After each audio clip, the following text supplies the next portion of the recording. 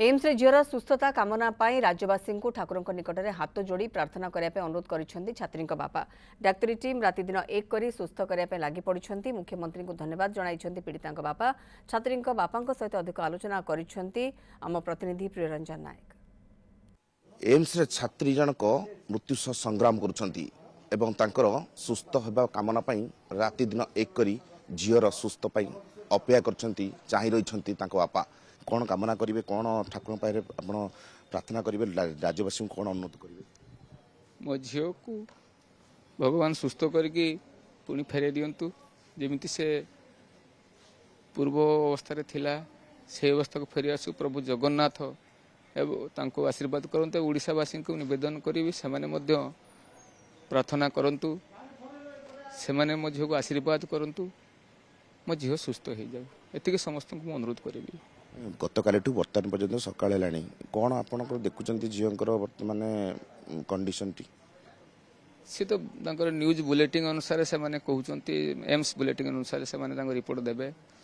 काली संध्यार doctor Sanjay गिरी और team मत नहीं जाते मु मो स्त्री को झील को देखा नहीं जाते डायलिसिस होता तार चिकित्सा प्रणाली से विज्ञान विषय तो आम धारणा ना आज्ञा खाली देखिकी शुणिकी जाना कथा से कहते टे यूरिन होली कहते किंतु से साटिस्फाई नुहति मत कहते सी तो कहते टे आगे से निजे भी कहते 60% रु अधिक जो पुड़ी जाए सीवियर माने बहुत अधिक बोली कह चांसेस बहुत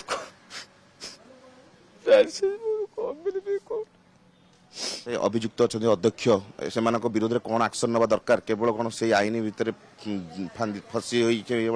दरकार ना अधिक अधिक केमती कठोर कार्यानुष्ठान कौन दरकार बोली आप दाबी कर से दुई जन खाली नुहंती से अनुष्ठान आहरी बहुत भल लोक भी अच्छा उच्च स्तरीय गोटे कमिटी गठन होती तदंत करने अभियुक्त विरोध में एक्शन नि अंपटे गोटे मृत्यु सह संग्राम संघर्ष करुँच छात्री जनक तेरे देखा यही आग को कौन समय कह छात्री जनक सुस्थ कामना करने न्यूज 7 टीम प्रार्थना करुच्ची। भुवनेश्वर कैमरा पर्सन बसंत प्रियरंजन नायक रिपोर्ट न्यूज 7।